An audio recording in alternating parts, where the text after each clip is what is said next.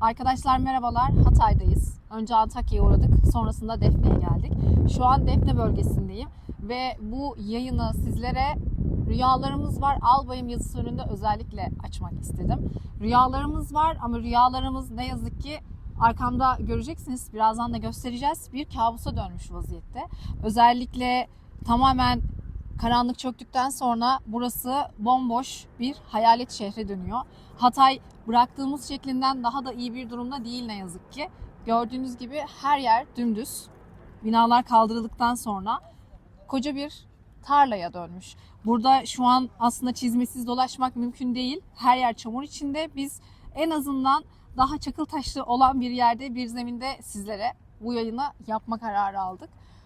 Etrafımıza bakıyoruz, gerçekten hüzünleniyoruz. Çünkü bir yıl önce burada en azından bir yaşam filizlenir, yaşam belirtisi olur, ışıklar yanar, bir kısımda olsa bir hareket olur diye düşünmüştük. Ama şu an gördüğünüz gibi koskocaman bir boşluk var. Bütün evler boş. Hatay terk edilmiş vaziyette. Maddi durumu yeterli olanlar şehri tamamen terk etmiş, başka illere göç etmiş vaziyette. Burada inşaat faaliyetleri devam ediyor. Ama aynı zamanda gece özellikle sisli günlerde, sis çökmesi yaşandığı zamanlarda bölgeye yağma için gelen hırsızlar, başka illerden, başka sınırlardan, sınır ötesinden içeriye giren ve hala yağma yapan gruplar söz konusu.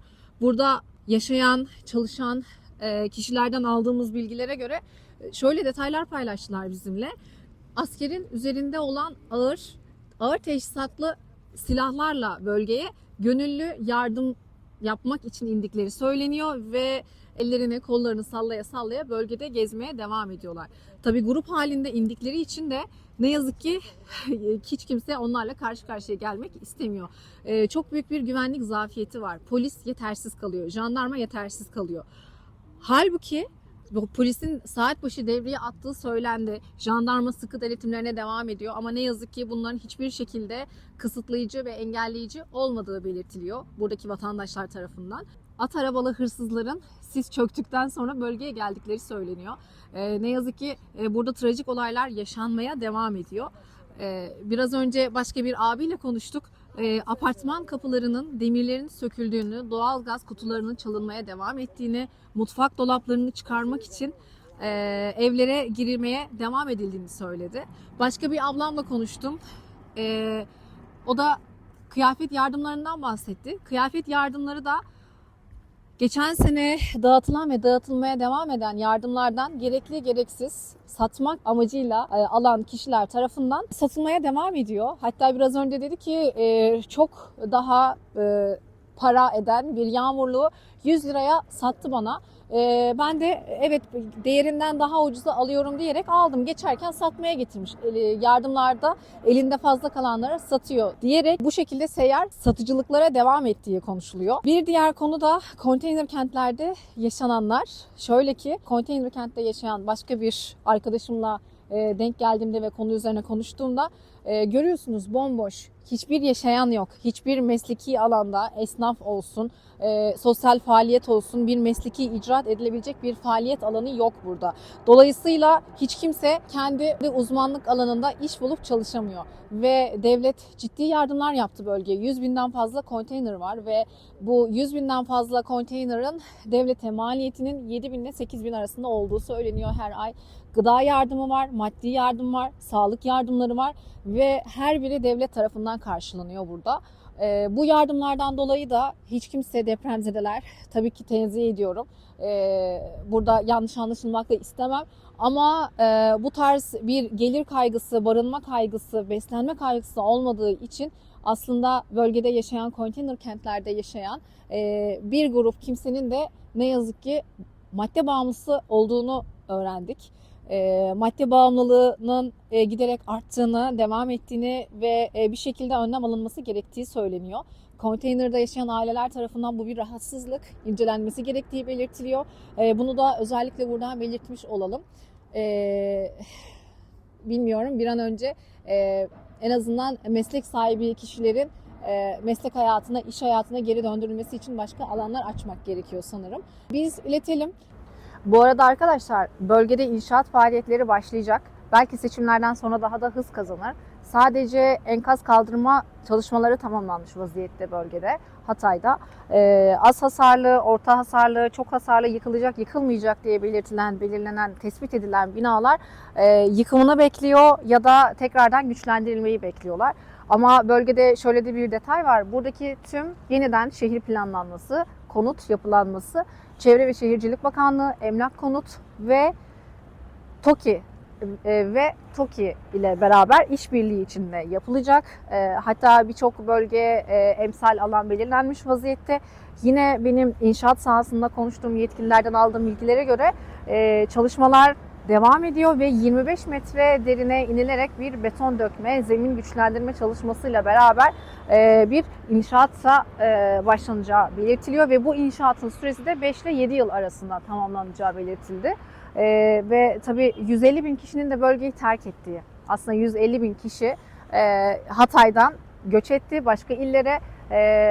5 ile 7 yıl arası tamamlanan inşaattan sonra da bölgeye geri döneceklerini söylendi. Tabii sıkı bir geri dönüşüm var, geri dönüşüm planlaması var. Hatay'ın, Antakya'nın sırtlarında gecekondu diyebileceğimiz tek katlı yapılar mevcut. Bu yapıları da kaya zeminli olduğu için dönüşüme soktukları bir dönüşüm planı içinde olduğu söyleniyor. Dün akşam yine o bölgeye de gittik. Orası da ciddi anlamda dönüşüme uğramış vaziyette. Hatta mülk sahipleriyle anlaşmaya varılmış bile. Orası da yine kentsel dönüşüm ve şehir planlamasında ayrıca planlanan mevkilerden bir tanesi. Yine bu gördüğünüz boş arazi, bilmiyorum ne kadar süre bu şekilde atıl kalacak ama daha çok uzun süre yıkılacak, yıkılmayacak, davalık yıkılamaz, davalı yıkılabilir şeklinde notlar görmeye devam edeceğiz gibi duruyor. Ali abi şimdi Can Sokak'tayız, senin sokağındayız ama buradaki bütün binalar birbirine bitişik nizamla dizayn edilmiş. Evet, bitişik nizam. Şimdi hala yıkılmış, hasar görmüş binalar var. Burada geceleri elektrik olmuyor diyorsunuz Yok bazen. yok, elektrik var geceleyin, yok Allah var, yok lambalar yanıyor. Elektriğimiz var, suyumuz var, doğal gazımız var. Ama yine de bu hasarlı binaya bitişik bir şekilde yaşıyor olmak sizi korkutmuyor mu? Kardeşim yok korkacak bir şey yok. Çok şükür hamdolsun Amutlarda, taşıyıcı konanlarda bir şey yok. Ufak tefek var. Tabii ki deprem geçirmiş. Bizde şöyle bir şey var. Öbür binalarda hırsızlar duvarları delmişler, duvarları. Tünel gibi yapmışlar yani, bir daireden bir daireye duvarları delerek geçip çıkıyorlar. Hala devam ediyor değil mi? Hala devam ediyor tabii. Neler alıyorlar sizin duyduğunuz? Ya kardeşim şimdi şu anda mesela şu binada mesela çoğu vatandaş bıraktı dairesini, çekti gitti şehir dışına. Bu evler boşta kaldı. Tabii ki boşta kaldı mıydı? Ne oluyor? Hırsızlara bir yol açıyorsunuz. Yani diyorsun gözünüze bakın işte bu bir dairede işte bir sürü malzeme var. Yani soyup soğana çevirdiler. Bakın şuradaki duvarların çoğunu deprem yıkmadı. Hırsızlar yıktı. İçeri geçip rahat geçebilmek için. İsterseniz gelin şöyle geçebilir miyiz şuraya binaya? Yok, içeri girmeyelim. Tamam, Ben korkarım şimdi. Yok Sen kardeşim, alışmışsın korkacak ama. bir şey yok kardeşim. Korkacak hiçbir şey yok Allah'ın izniyle. Bakın mesela şu binaların Bunların hepsi mesela bu yıkıntıların hepsi depremde değil, sonraki hırsızların yaptığı şimdi yıkıntılar kardeşim şimdi mı? bakın Yani ben şu bazıları burayı nasıl yorumlamak lazım? kardeşim bakın bazıları depremde bazıları hırsızların yol açtı. Mesela bakın şuralarda balkonlar var. Bak hırsızlar yukarıya çıkmışlar, kırmışlar. Balkon demirlerini çalmışlar. Bakın mesela sahibi bunu biraz bağlamış. Bakın şurada mesela bir bakalım bakın demir kapıyı çalmışlar hırsızlar. Aman tanrım. Kardeşim yok Kapıları kimse yok. söküp götürüyorlar. Söküyorlar işte diyorum ya size. Vallahi Yani billahi devriye silahla yatıyoruz evet. ya ne yapayım? Bakın buyurunuz. Senin binan hangisi abi? Benim binam o sarı olan o motor. sarı olanda kaldı. O motor benim motorum benim o. Bu sokakta şu an yaşayan kaç kişi var seninle beraber? Can Sokak'ta yani var şu anda 3 tane daire dolmuş sayılır. Bir de şuradaki 3 tane daire. Hüseyin Cemil'de de Bodrum katında da bir aile var. Onun üstünde de bir aile daha da var. Gülcan Gelinlik diye bizim yakın bir arkadaşımızın, abimizin eşi. Kendisi kuaför, kendisi çalışıyor. Bakın mesela dikkat edin şu balkonlara. Şu balkonları inan ki demirler için sökülmüş, atılmış aşağıya. Bakın. Yoksa normalde bunlar depremler yıkmadı bunu bakın. Dikkat edin. Bu binalar sağlam ama hırsızlar geçiyor ki bakın kapı yok. Kapı yok. Kapıları söküp götürüyor. Depremin ne ilgisi var kapıyla? Bakın işte kapı yok. Bakın çalmışlar. Doğal gazın kutusunu çalmışlar. Allah belalarını versin. Allah milyon kere belalarını versin. Bakın doğal gaz kutusunu çalmışlar. Bakın şu hale bakın. Bakın şu çöplere bakın, şu çöplere bakın, bakın. Belediye neden? Ha. Bu sokaklara girmiyorlar Ya mı? kardeşim 50 e, sefer oldu söylüyoruz ya bidon getirin, gelin temizleyin ama kardeşim işte devreye atıldığı söyleniyor mesela. Polisin, jandarmanın gece belli bir saatten sonra güvenlik için kardeşim çevreyi güvenlik için keşfe sağ çıktı. olsunlar geliyorlar. Bir var burada devriyeler vardır ama kardeşim çok özür dilerim yani polis sabahtan akşam 24 saat senin kapının önünde bekleyemez ki. Onun da kendine özgü bir işi var, bir gücü var. O da gidiyor yok yani ama vardır geliyorlar sağ olsunlar. Tur atıyorlar kardeşim. Adam saklanıyor bir de polisi gördü müydü saklanıyor. Polis gitti müydü çıkıyor piyasaya. Burada peki gizli gizli konaklayanlar, kalanlar oluyor mu? Kardeşim, Yakaladığınız oldu mu? Vallahi kardeşim bak yok dersem yalan söylerim. Kalanlar oluyor. Kim kalanlar oluyor? Bu genelde bu hırsızlar. Ama bakın şu bina hamdolsun çok şükür sağlam. Şu anda burada aşağıda sauna var. Öbür tarafında da market var. Market var. Market açılmış. Ama yani kardeşim geceleyin de ondan sonra sen burada 24 saat bekleyemezsin ki. Ancak senin elinde taşıyabileceğin bir silahın olacak. Ondan sonra devlet diyecek ki sana gel kardeşim şuraları korumaya çalış. Ben de sana yardımcı olurum. Ama biz onu yapamayız kardeşim. Ana ben neyi koruyabilirim? Kendi evimi koruyabilirim. Ha, 2 gün önce biri geçiyordu şu apartman, şu palmiye apartmanına geçiyordu. Elinde tornavida. Ev sahibiyle yüz yüze geldi. Dedim bak Allah'ım şahidim olsun ki otomatiği bir başladı mıydım ayaklarına vuracağım. Darmadağınık dedim edeceğim. Bir kesin dedim benim evime. Tabii ki o da kardeşim tehdit etmezsen olmuyor. Olmuyor kardeşim. Aslında sivil halk biraz da silahlanmak zorunda kaldı.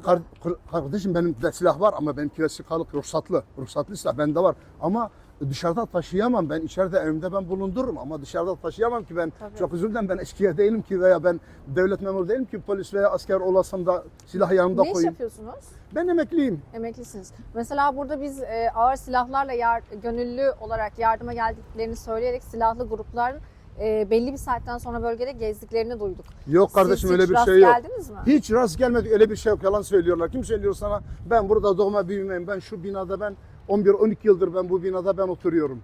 Yok kardeşim öyle bir şey yok. Kesinlikle öyle bir şey yok. Ha devriyeler geliyor. Polisler Allah razı olsun. Ha polis şu anda polis geziyor, dolaşıyor. Ama kardeşim 24 saat polislerin apartmanın önünde nöbetçi duramaz ki. Tabii. Doğru. Kardeşim görevi bu mahallenin güvenliğini korumakla ilgili tamam ona taraftarım. Geliyor geziyor turunu atıyor gidiyor. Geceleyin 2'de 3'te 5'te mesela benim dairem balkonun biri karşı tarafa bakıyor. O Maksim tarafına bakıyorum görüyorum. Hani polisler dolaşıyorlar sağ olsunlar. He bak dolaşmıyorlar desem yalan söylerim. Dolaşıyorlar ama öyle bu geliyor yok silahlı kişiler koruyorlar. Bak işte bak şu anda yok bu adamdan zarar gelmez bu adamdan. Adamlar geliyorlar bunlar gibiler geçiyorlar dairenin içine binanın içine ne var ne yok topluyorlar götürüyor ama diyemezsin ki kardeşim sen ne işin var burada sokakta. Bizim öyle bir yetkimiz yok ki. Evet.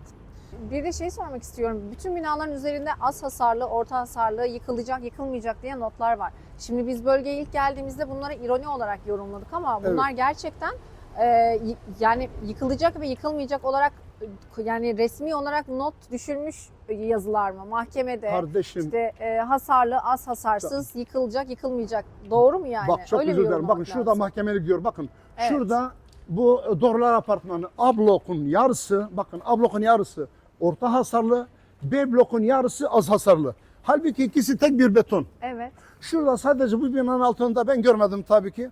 Ufak bir çatlak varmış. Tamam mı? Buraya orta hasar vermişler. Oraya az hasar vermişler. Öbürler geri kalanlar mesela öbür bina orta hasarlı. Ama şimdi bizim en büyük pasifliğimiz nerede oldu bizim? İnsanlar binalarını bırakıp çekip gittiler şehir dışına. Yani 150 şu bin mahallede kişinin terk ettiği şu anda söyleniyor. şimdi Faruk Bey bir insin şu mahallede bu Faruk Bey'le kızı dışında kimse burada kalmadı. Ben dahilim ben de gittim. Ben Muğla'daydım ben. Muğla ben Milas'a gittim. Ben oradaydım. Yani bundan dolayı ne oldu? Şimdi denetimciler geldi buradan geçtiler. Kardeşim şimdi buraya içeriye geçmeden, işini kontrol etmeden olmaz ama adam vatandaş buradan geçerken baktı ağır hasarlı yazdı gitti. En büyük bizim hatamız orada. Halbuki mesela ben Muğla'dayken burada Faruk Bey var. Mesela şu Hüseyin Cemil apartmanında içeri geçecekler denetimciler kapı açılmıyor. Dedim camı kır. Ben dedim kendisine camı kır. Camı kırdı içeri denetimciler geçtiler. Sağ olsunlar baktılar. Ya binada az hasarlı. Demin yedirdiniz ya siz. Yedirdiniz ya artık. Onunla ne kadar doyacaklar? Oho bunlar daha kaç tane var burada aşağıda. Gelin bakayım gelin. Al. Al doymuşlar. Demin yedirdiniz ya pizza yedirdiniz. Onun için doymuşlar. Pizzanın hepsini yediler mi? Daha aşağıda bunların 2 katı kadar daha var aşağıda. Sağ olsun bizim komşumuzun oğlu. Allah sizden de ondan da razı olsun. O da buradan ayrılmadı. Hep kedileri bakımını yapıyor. Ya ama çocuk yazıktır, gençtir. İnan ki belki de bütün harçlığın parasını kedilerin uğruna. Gel. Al bakayım haydi al. Al haydi. Al. Doymuşlar. Yok yerler. Aynen. Yerler. Simiti yerler. Depremzedesiniz. Evet. 3 çocuğunuzla Evet, ablacığım. beraber Evet, konteyner ablacığım. kentte kalıyorsunuz, ikamet ediyorsunuz. Evet ablacığım. Bir sene nasıl geçti, neler yaptınız? Bir sene Geçmiş olsun. bilmiyorum hani sanki 10 sene gibi geçti üstümden. Ben bir an önce devletimizden kayıpların bulunmasını istiyorum. Hiçbir şey istemiyorum. Kayıplar bulunsun yani. O acil aileler bir an önce evlatlarını bulsun istiyorum. Yani apartmanlar yapılır. Enkazlar tekrardan düzeltilir ama bir an önce kayıpların bulunması çok şart. Hani adam ailesini kaybetmiş, bulamıyor.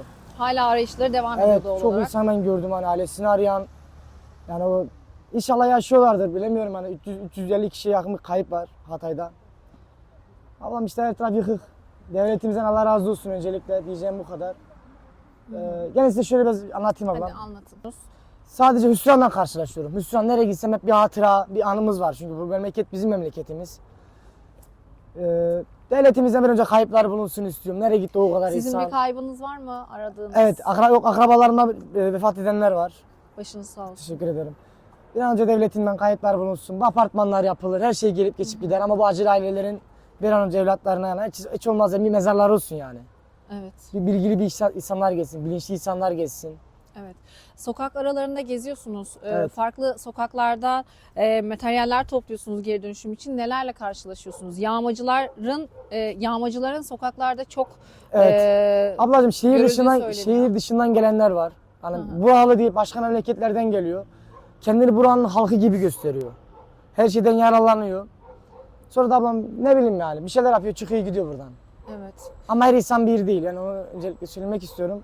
Dışarıdan gelen insanlar da böyle sistemli yani bilmiyorum ablam. Evet. Mesela gece belli bir saatten sonra silahlanarak bölgeye indikleri söyleniyor. Yani siz bu tarz böyle saldırılara maruz kaldınız mı? Kalanları Ablam duydunuz öncelikle mu? ben şunu söylemek istiyorum. Saat 5'ten sonra dışarı çıkmıyorum. Bir hüsran kaplıyor içim. Böyle her taraf sessiz. Yani ben ürperiyorum böyle şeylerden. Yani açık söylemek gerekirse. Evet. Ben Milli Savunma Bakanlığı askerliğimi yaptım Çankaya'da. Ben ne evet. bileyim ablam böyle ürperiyorum yani. Tek başıma da geziyorum bazen ürperiyorum. Kendi kendime ürperiyorum yemin ederim. Yani öyle bir huyum var. Bilemiyorum genetikten mi kalan neden depremden sonra oldu bu da. İşte ablam gördüğünüz gibi her taraf yıkık. Enkazlar Evet. yavaş yavaş kalkıyor Allah'ın izniyle. Hı hı. Bir an önce Allah'ın izniyle tekrardan Hatay eski haline kavuşur. Halkımızdan tek isteğim devletimizden bir an önce bu kayıplar bulunsun. Şu an Defne'deyiz ve Defne koca bir tarlaya dönmüş vaziyette. Burası Evet. nasıl bir yer? Yani etrafıma bakıyorum ve koskocaman bir boşluk var. Issız, terk edilmiş. Saat Evet. 5'ten sonra dışarıya çıkamadığınızı söylüyorsunuz. Burası ne olmuş? Siz nasıl anlatıyorsunuz? Korkuluk bir şehir ablam. Yani terk edilmiş bir şehir gibi. İnsanların %70'i bence bu memleketi terk etti. %30'u 40'ı falan kalıyor memleket halen. Varlığı onlar gitti. Durum olmayanlar burada kaldı ablam. Memleketine sahip çıkanlarımız da var. Allah razı olsun devletimizden öncelikle. Ben önce ablam benim tek isteğim devletimizden kayıpların bulunmasını istiyorum. Apartmanlar tekrar yapılır. Hani her şey gelip geçici. Üzünlü aileler var ablam. Çocuklarını arayanlar, oğullarını arayanlar, eşini arayanlar. Öyle hani ne bileyim yani çok hani duygusal bir yani anlamı var yani herkes için yani Evet. böyle ufak tarif edilemez. Peki bu kadar aktif, bu kadar sosyal bir yeri böyle bomboş görmek insanı çok acıtıyor Evet ablacığım. eminim. Burası eskiden böyle cennet gibiydi. Böyle apartmanlar, iş yerleri. Şurada mesela bir hastanemiz vardı. Eski devlet hastanesi vardı ablam. O da yıkıldı. Evet. Allah'ın izniyle devletimiz buraya da apartmanlar yapacak. Allah nasip ederse ablam. Evet. Ve bu binalarda işte az hasarlı yıkıma Abi benim hazır. görüşüm bunlar da yıkılsın ya. Tertemiz olsun. Her şey sıfırdan başlansın. Evet, Hiç yani eski öyle hatıra kalmasın. Evet, öyle olacak herhalde. Acı bir his kalmasın. Hepsi tertemiz olsun bence. Tekrardan yapılsın, daha sağlam olsun. Hani her şey gelip geçici. Burası deprem bölgesi. Evet. Ara sıra sallantılar da hissediyoruz yani emin olabilirsiniz. Peki bölgeye dair hiç kimsenin henüz bilmediği, duymadığı son gelişmeler ne? Konteyner kentlerde neler yaşanıyor? Kendi aralarında depremzedeler neler yaşıyor? Bir anlaşmazlık var Yok mı? ablacığım, çok iyi. Uyuşmazlık var mı? Nasıl Herkes geçiyor hayat? herkes ablam yani ekmek peşinde, yani işinin peşinde. Yani kimseyle yani bir husumeti yok. Yani bütün konteynerlerde öyle. Ben geziyorum sokaklarda. İnsanlar yani işinde gücünde abla. Tek devletimizden isteğim bir an önce her şey yani eskisi gibi olmasını. Millet park bahçeleri yapılsın. Depremin 1. yılını andığımız bu günde öğrendiğimiz taptaze bilgileri sizinle paylaşmış olayım. Benim aldığım bilgiler, sonrasında paylaşacağımız röportajlarla size aktaracaklarımız devam edecek. Ama ilk etapta Hatay'da durum budur. Az hasarlı, az hasarsız, yıkılacak, yıkılmayacak notlarıyla çevrili bomboş koca bir arazideyiz. Ve rüyalarımız var. Albayım yazısıyla açtık. Rüyalarımız inşallah gerçekleşir. Albayım notuyla da kapatalım. Teşekkür ediyorum.